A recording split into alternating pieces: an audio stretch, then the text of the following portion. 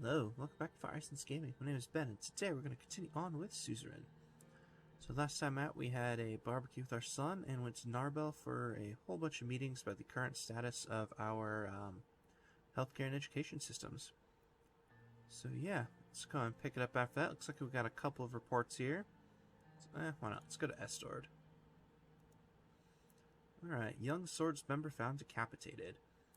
The Estord Police Department has found a decapitated body in an abandoned house where the victim was later identified as Kurg Leinke, a high school teacher member of the local Young Swords Cultural Center. The victim was discovered to be tortured with hot iron rods before his tongue was cut off. Police suspect the Red Youth are responsible for the incident. The incident has not been made public. Yeah, it's a little messed up there. Alright, and from Morbel mine disaster. A coal mine has collapsed in Morbel. Emergency response teams are dispatched immediately. Due to the sheer size of the disaster, additional manpower and supplies were requested from nearby cities. Initial investigation shows an underground fire started due to the neglect and working situations by the Neta Mining Group. Current death toll is at 82 and counting. Nice, just full of good news today. Alright, so to Whole Sword, looks like we got a couple more reports here too. Alright, from the NFP on reforms. Kasar Kiebner, leader of NFP, has announced today that the NFP is completely against any threshold reform. He specifically emphasized that this would lead to unwanted elements entering the assembly and that he is outright against any changes to the 10% threshold. Cool, so he's just a racist, which, I mean, you'd expect he's a nationalist. But that's okay. And Workers' Rights Bill nears completion. The Workers' Rights Act of 1954, proposed by Alban Clavin and supported by Minister of Health Pascal Benioff, is being prepared for the first draft review. Voices from the labor union showed strong signs of support. The session dedicated to the bill in the Assembly proved contentious. The people that form the backbone of the Swedish economy will finally be fully protected by extensive laws, Katarina Horton said, receiving both cheers and boos. Cool. I'm pretty sure that's something we want to support, but we can say when we get to it. Alright. So, next up, we have to decide if we want to ban any youth organizations. So, Stability Order of 1954. An investigation on the influence of the Young Swords and Red Youth organizations on the post-assassination unrest has concluded. Both organizations haven't officially organized or called for legal actions, but several low to mid-level leaders from both have linked insightful actions that led to deaths, injuries, and instability. This allows us to ban the organizations. Cool. Well, we're going to ban the Young Swords. Because I don't think we want any fascists in our country here. I mean, obviously it's not going to get rid of them, but it'll piss them off, and that might give us some extra leverage in the reform discussions anyway. Alright, let's see here. Click the journal. Saying we banned the Young Swords. Cool. Country overview. Yeah, Young Swords banned is an active policy. Said to restore order, the emergency decree declares the Young Swords to be an illegal criminal organization. Groups to be disbanded and all its members will be arrested effective immediately. Cool. And then yeah, the Stability Decree of 1954, which is what caused them to be banned. And apparently we have a red thing for limited human rights because of it too. That's cool. Alright, let's check the news here. From the Whole Sword Post, administration announces ban on Young Swords. Effective immediately, the administration has announced a ban on the anti-government organization Young Swords as a response to the recently escalated political tensions. The ban also states that it is strictly illegal and forbidden to carry symbols, clothing, and anything that can cause a person to be identified as a Young Swords member. Any persons who do not abide by the new law will be risking an at least 2-year sentence depending on the severity of the crime. NFP leader Kasar Kiebner has opposed the ban strongly, while a good majority of the Assembly has been content with the decision.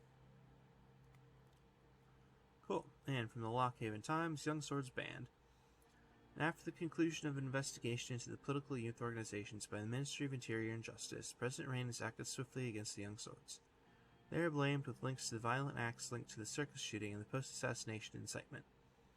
Voices of anger and support were heard in the streets and the assemblies. The organizations that played a key role in the rise of General Luderin and later supported Tarkin Sol has now ceased to exist. The National Front officially condemned the act, saying this is a wrong reaction to the problem that leaving the Red Youth without any repercussions sends the wrong message.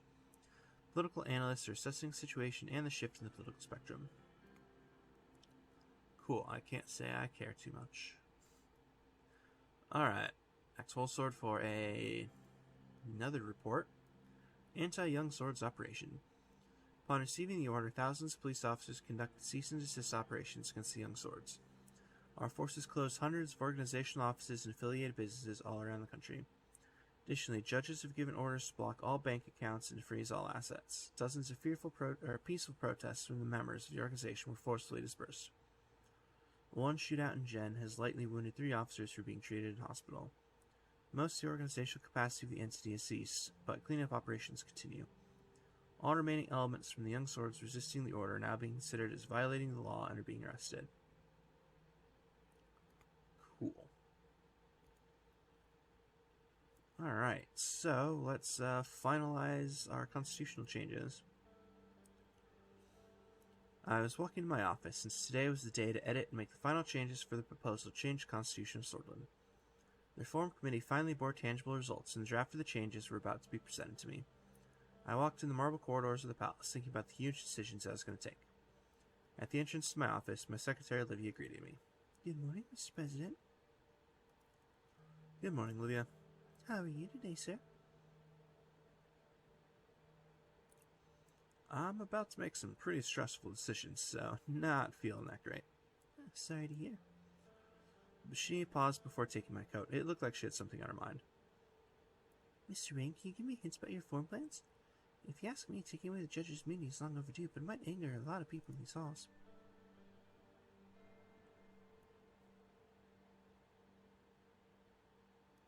I'll take that into consideration. I hope you'll keep me informed. I'll take your coat now. That's not weirdly suspicious at all, but that's okay. Olivia left to hang up my coat. I entered my office and sat down. Not long after, Peter, Lucien, and Nia arrived. Good morning, everybody. Good morning, Mr. President. Good morning. Time to finally get this proposal going. Peter placed a draft in front of me. Now, a few modifications. We will begin starting the process. Can we go over each of the points in discussion for the draft? Well, apart from the first 2 sections decreasing the Supreme Court's authority, limiting the presidential vetoes, nothing else has been agreed on unanimously. We could start talking about Section 3. This is about the impeachment process of presidents. Currently, in cases of high treason breaking the Constitution, the Supreme Court may impeach and try the president. Most reformers want the impeachment to be initiated by the Assembly, and they think they do not have any power over potential rogue presidents who would abuse their power.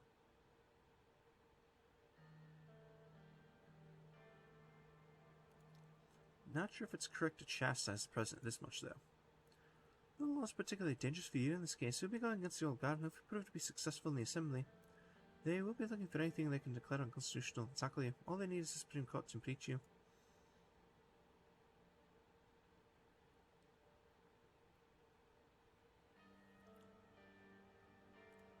We should probably define a more refined impeachment process. Yes, we will be collaboratively working on the specifics. Section 4. This is regarding the appointment of ministers. Currently, the President is free to appoint anyone from the members of the Assembly. Nobody else is involved in the process. And there is definitely demand to involve the Assembly in the process. Let's see, I mean, we could introduce a confidence vote. And that was my suggestion as well. I'm sure the reformers would completely support that. And the 5th section is about the infamous electoral threshold. Most reformers want to lower the threshold as much as possible. Mr. Richter and his PFGP definitely want to see change on this topic. And they found our 10% threshold to be anti-democratic, which is something I also agree with. Yes, but this is a delicate matter. The party, and I mean, not even Albin wants us to change the threshold. They think that this will destroy our party in the long term. Not wrong. The 10% threshold is what allowed us to control half the Assembly with only a 30% majority in the elections.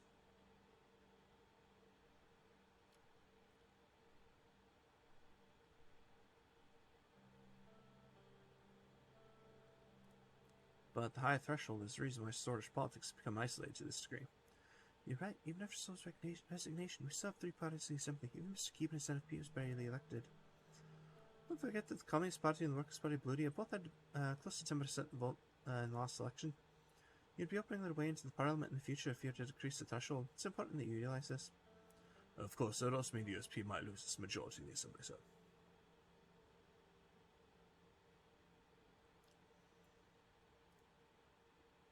We can't just give away our majority like that. I know this is a delicate matter, sir, but you still have time to think about these. Lucian continued with the next section. Section 6 is about presidential decrees. Reformers demanded more limitations to the president's executive powers. Mr. Richter has demanded them to be completely removed. I've suggested to bring some limitations to decrees regarding their applicability. While we keep them, we should try to make sure that they will only be used in emergency situations. We could also make it dependent on an enabling act from the Assembly. Sure, it would make the whole process longer, but as long as we have a majority, nothing really changes.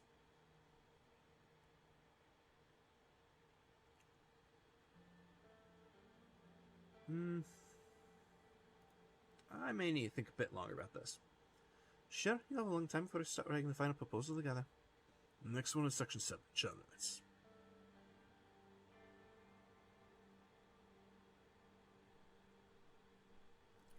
I don't aim to leave anytime soon. We keep the limited terms. I agree, we could keep that in. If people keep electing one person, that means they really are content. The masses are scared of change. The human soul knew he had to leave, but we'll leave it to the president to decide. I agree. People should be able to elect the same person if they want to. Now I'll move on to the 8th section. We are reaching the end. It's a question about the immunity of the judges. Well, the anti-old guard sentiment is increasing, and the talks of taking away their immunity would give us authority over the judiciary. I do not support taking away the power for yourself, Mr. President. The judiciary must be independent and long-lasting. While I agree that current court members are problematic, this is no way to resolve it. The law is supposed to ensure the judiciary's independence by giving legal protections so they can't be pressured. Well, they need absolute immunity in theory, but look at what reality got us. We've got to deal with the most corrupt Chief Justice in the world, and no chance to deal with him.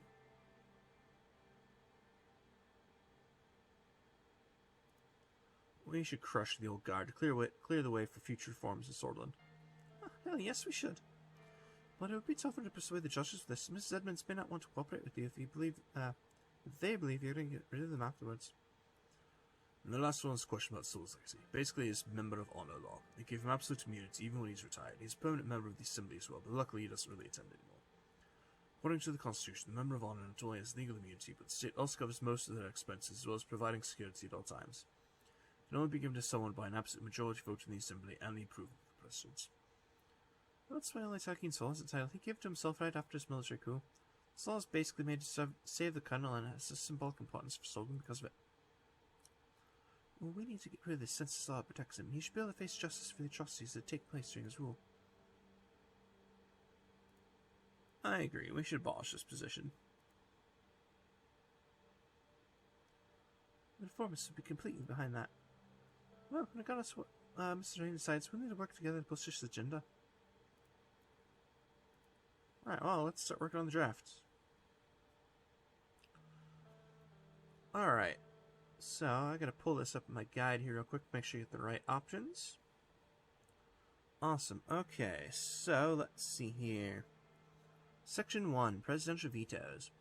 According to Articles 77 and 82, the President may veto a bill by returning it to the Assembly with a written statement. The articles do not contain any information on how to override a veto. As a consequence, the President has an absolute veto power that cannot be overridden by the Grand National Assembly under any circumstances. Alright, and we want pocket vetoes. So the new Constitution will allow the Grand National Assembly to override a veto with a 3/5 or 60% majority. Okay, Section 2, Constitutional Amendment Process. According to Article 5 of the Constitution, an amendment may be proposed by members of the Assembly with at least 150 signatures. A 2/3 majority vote in the Grand National Assembly and a simple majority vote in the Supreme Court is required for the amendment. As a consequence, the Supreme Court, which is not part of the elected legislative branch, has enormous power in the amendment process. And removing Supreme Court's vote is our only option. And that just means the Supreme Court will no longer have legislative powers, which is a good thing. Alright. Section 3, Impeachment Process. According to Article 17, the President of Swordland is not responsible for the actions performed in the exercise of presidential duties, except in the case of high treason or violation of the Constitution. In such cases, the President may be impeached by the Supreme Court in joint session with an absolute majority of its members. Therefore, the impeachment process only includes the Supreme Court and gives them great power over the executive. Alright, so the guide says to not change anything, so we'll do that. Alright, Section 4, Appointment of Ministers. According to the Constitution, the President appoints the ministers to the Council of Ministers from elected members of the Assembly. This requires no confidence vote from the Grand National Assembly. Okay, and the guide says go with a confidence vote, which would be the President may nominate ministers, which will require a confidence vote from the Grand National Assembly for their appointment. Which I guess makes sense mostly. I mean, not entirely for this run, but I think we have to do that in order to get this passed, so we'll do that. Okay, Section 5, Electoral Threshold. According to Article 50, a political party needs a minimum of 10% of the total national vote to win seats in the Grand National Assembly. The votes of the parties who pass the threshold are redistributed proportionally, meaning USP, which holds current lead, would be the main beneficiary.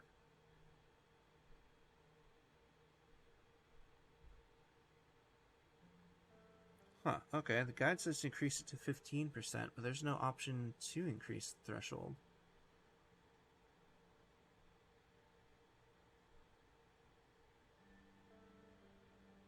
Yeah, interesting.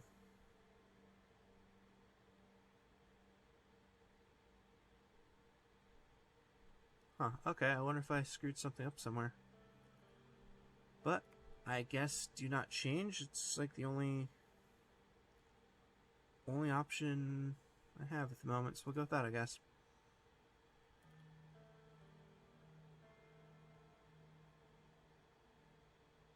Okay, Section 6, Presidential Decrees. According to Article 18 and 51, the President is able to issue decrees on political, social, and economic issues that would carry the force of law. They could not contradict the Constitution or are subject to judicial review. Therefore, the President may issue decrees on many subjects without going through the Grand National Assembly. However, the Assembly may pass legislation on the same subjects to override presidential decrees.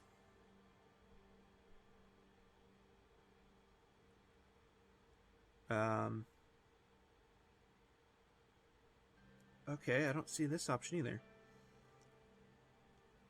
Guide says presidential decree should take priority over statute law.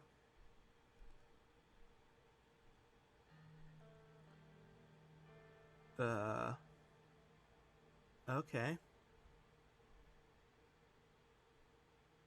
I wonder if some of this might come up later? I don't know. It's just weird that I don't have several of these options, but I guess no change? Yeah, it says priority over statute law and no judicial reviews, but neither of those options are here. Weird. Alright, well, we'll go with no change, I guess. Alright, Section 7, Term Limits. According to the Constitution, the President should be elected for 4 years. However, there's no mention of a term limit, allowing one individual to be able to run, be elected, and serve as President without limits. Well, we don't want to change that.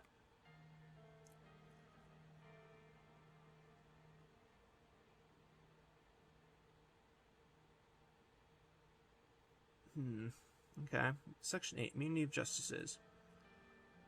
The Constitution gives the justices of the Supreme Court total immunity and describes no procedure for impeachment, making them untouchable by other branches of the government. Alright, this again says replace the judges, but the impeachment thing is the only thing I see in here. Okay, I had to have screwed something up somewhere.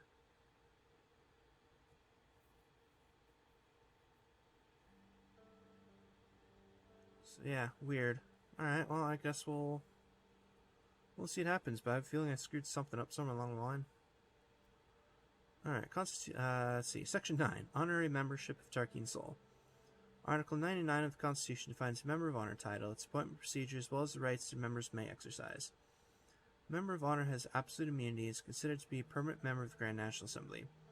They are given control of their own personal security team provided by the state's presidential guards. The member is also eligible to live in a special private residence provided by the state for free. The only person who holds the title is Tarkeen Sol. And we want to Wait, do we want to abolish the position in general? Yeah, we want to abolish honorary membership.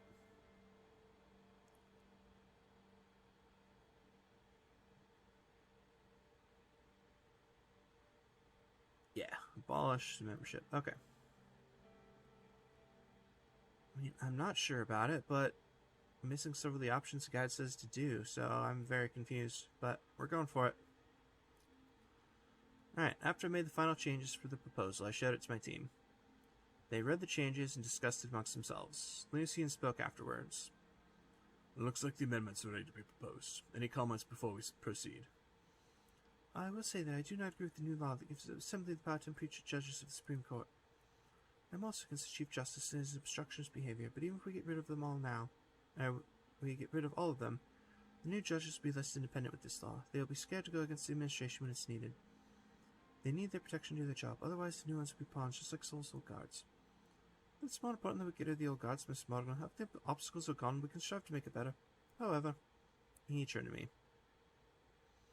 You'll have to be careful, Anton. I'm sure you'll be fine, but with all that's happening out there, we need to prepare against these threats one way or another. The Constitution hasn't changed yet. We'll prepare until then. Well, I think we can proceed now. I will personally work on the wording of this proposal with my hand-picked legal experts. With Mrs. Morgan as reputation as most experienced attorney, this proposal will be bulletproof. Chief Justice also will have a hard time convincing others to oppose it. In the meantime, you must introduce this proposal to our party. You will need to get them to back us if we want it to pass the Assembly. Sir, I advise you first talk to the leaders, both conservative and reformist wings of the party. As far as I'm aware, Mr. Glavin supports the reforms already. Mrs. Story will be the real problem. She became the real heavyweight after we left for the executive. I'll handle them. Of course. Don't show any weakness, sir. Be prepared to reconsider the proposal that comes out. Understood. We wish you good luck with the party, sir. I think we can end the meeting here. We all shook hands and they left the room. Cool. Alright, I am definitely concerned about that. Really weird that I didn't have the options that I was supposed to have, so I had to have screwed something up. But, you know, whatever. That's okay. That's okay. We'll keep going with it. We'll see what happens. So let's check out the report here. So from Wholesword, Reform Committee started preparations. Vice President Vectron reported that, along with Lucy and Galad, the committee started working on the written aspects of the package as per the needs outlined previously. They will soon get the legal team involved to complete the writing process. The needed 150 signatures for the proposal started to be collected within the USB. Cool. We got 3 newspapers, so let's start with Sordland Today. Rain leading promised reforms. Our sources informed us that the plan is underway by the government to start the drafting of the reform package. Finally, we seem to have a president who pursues something significant in the early days of his term. President Rain has already proven that he is the right man for the job, as rumors circulate about successful talks about a future proposal in collaboration with important figures from the PFJP. This is a significant development that shows that this administration is listening to the will of the Sword of citizens. We hope that, once constitutional changes are approved, it will be the start of a new era for our country towards a bright future. And President's Righteous Justice. Today, in a widely anticipated announcement, the President of Sordland banned the Young Swords, one of the most dangerous political youth organizations that destabilized the Republic with violent actions in the Civil War period. President Rain showed real evidence delivered by the state investigation to ban the political organization from operating in the country. The delivery of the evidence gave confidence to many skeptics. The violence of the country had begun due to the shooting of MP Circus by a Young Swords member, and many believed that if the incident wouldn't have occurred, the amount of bloodshed and chaos recently could have been avoided. The action gathered much praise among the people, gaining political momentum and leading to supportive rallies across the country. The future of the Rain presidency seems to be bright with sound decisions, policies coming from the administration, but there are many challenges ahead. Justice has been righteous and swift so far. And from Lockhaven Times, preparations underway for the annual Benfey Festival. It's that time of year again. The largest cultural festival in the entire Sordland, Benfey Festival, has begun its preparations. This year's venue is picked to be the newly built Benfey High Arts Center with a total capacity of 8,000 people. Those who do not have tickets can, as always, enjoy the events that span the whole city. Especially after the recent events, we can't wait for 4 days of panels, theater plays, exhibitions, and music. Cool. Alright, so let's head to Lockhaven for a dinner with business council members. We were in Lockhaven to work with the Business Council to assess weaknesses in the economy. Simon organized a dinner with the affluent economic figureheads of Swordland. When we arrived, the streets were bustling with activity, even though the atmosphere in the country was tense. Lockhaveners didn't seem very worried.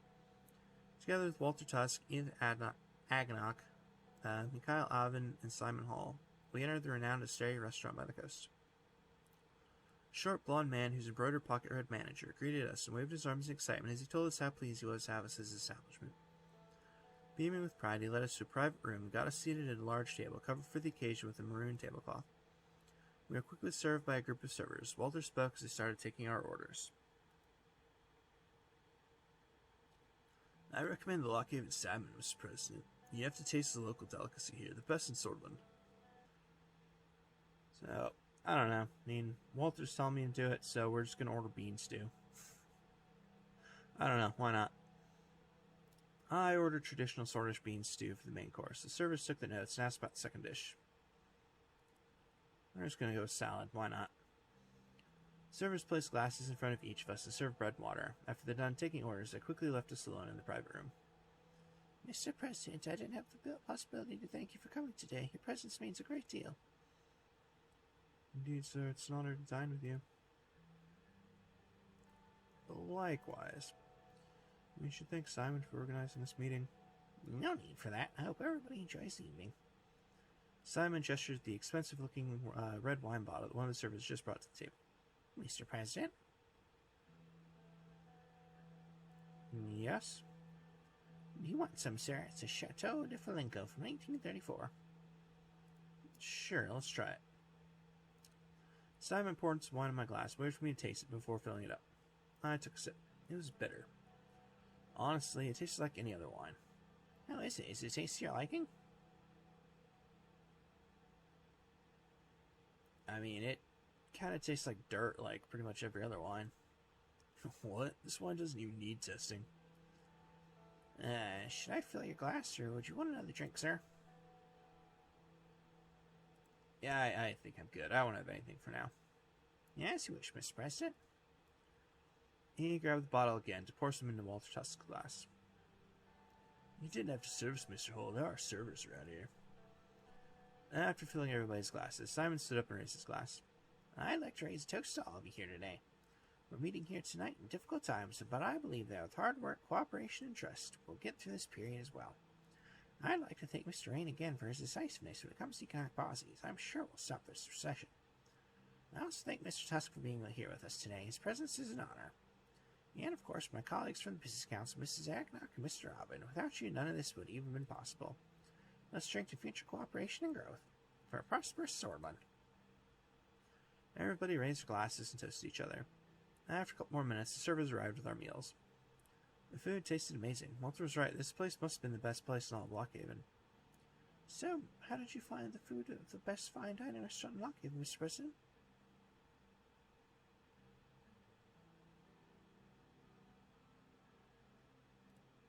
Not a big fan of fancy food, but I must admit that it's very tasty. Says the man visiting one of the finest restaurants in Swordland. Don't blame it on him. Mr. President didn't choose the place. How are things going in the Maroon Palace? The pressure must have increased after you attended that funeral.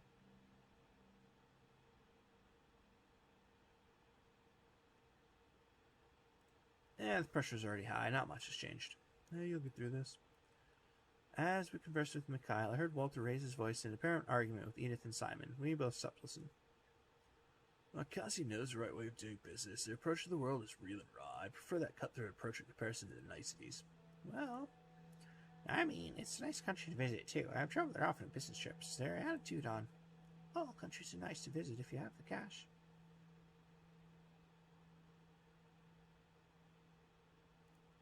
Exactly. How about the people who don't have extra cash to spend? What about disease? What about death? What about everything that's wrong with the world?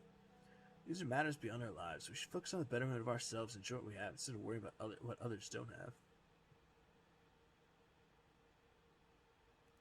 Truly an egotistical way to look at the world. It's just facts. Life is short and there's only so much we can do. Why not focus all the energy on ourselves? Fuck the poor. Yeah, Walter's taking us down the rabbit hole again. By the way, I saw the construction of the highways already started. I have my concerns about the company, but I hope they do a good job. I expect that the project will bring new investments for Magnolia. Mood's already becoming positive. I have to congratulate Mr. Rain for starting such a massive project. No need for that, Mr. Alvin. The state's just doing its job. Of course.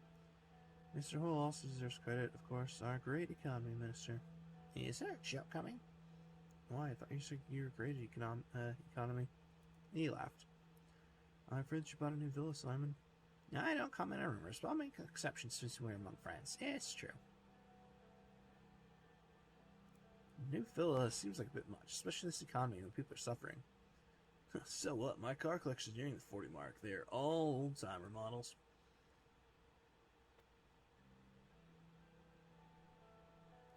How can you speak like that? I'm just saying these free do what he pleases with his hard-earned money. Edith, who's sitting in my lap, gently put her hand over my arm for a few seconds.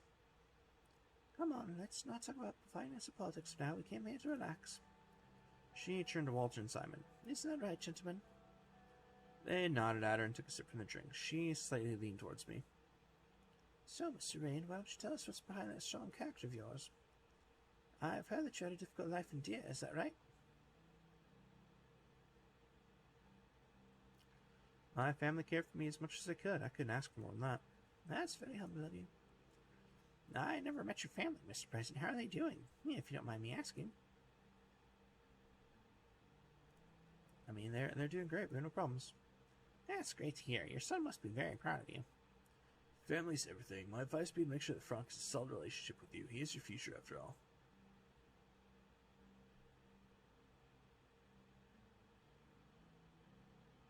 Let's go with that one. He is going through his teenager period. It's difficult to connect with him. He's a little shy. I wish that was my son's biggest problem. Darren seemed to be doing fine. I saw that his yacht party in you made the local news. Oh, the rascal didn't even ask for permission to use the yacht and just took it. He basically stole it. Good news is that I finally convinced him to go to university. He'll study economics and luck in business school. That's a good choice. Having a degree in something that separates you from the rabble. And we especially need more people who understand economics. Maybe your son will be a great future economist. Yeah, I would count on that. But I agree that we need more economists in politics. It's unfortunate they have Alfonso's young leader who actually studied economics. He turned to me. Not that I mean anything against you, Mr. Rain.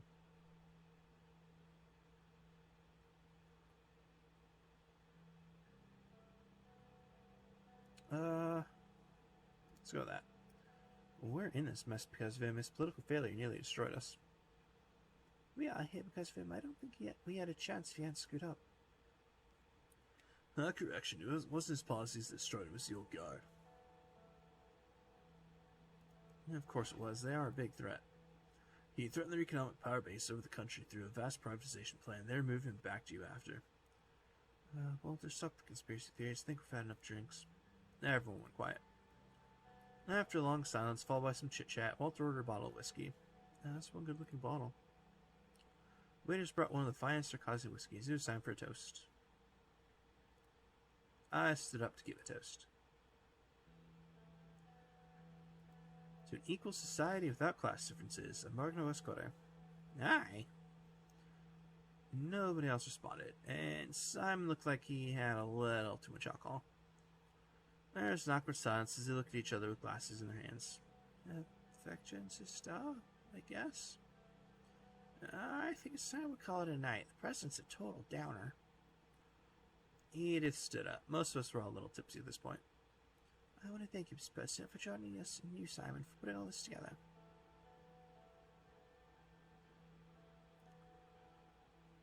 It's getting late. Let's call it a night. I agree. Good night, everybody. It was a pleasure. After bidding our farewells, we slowly walked out of the restaurant. The moon was shining bright as everyone except Walter left in their luxury cars. President, a moment alone, please. He called me inside the small VIP lounge. What do you want? Usually the Lothar spokesman doesn't directly comment on the administration, but I'd like to say a few things since this was a special evening. If you have to. Finally, the President listens to the people. It won't be easy to pass a new constitution in the Assembly and the Supreme Court. We could help you get it through if you and Turner help us with a few economic requests. Walter lit his cigar and took a few drags before continuing. Many in the group are disappointed in the economic direction you took by promoting an inefficient planned economy.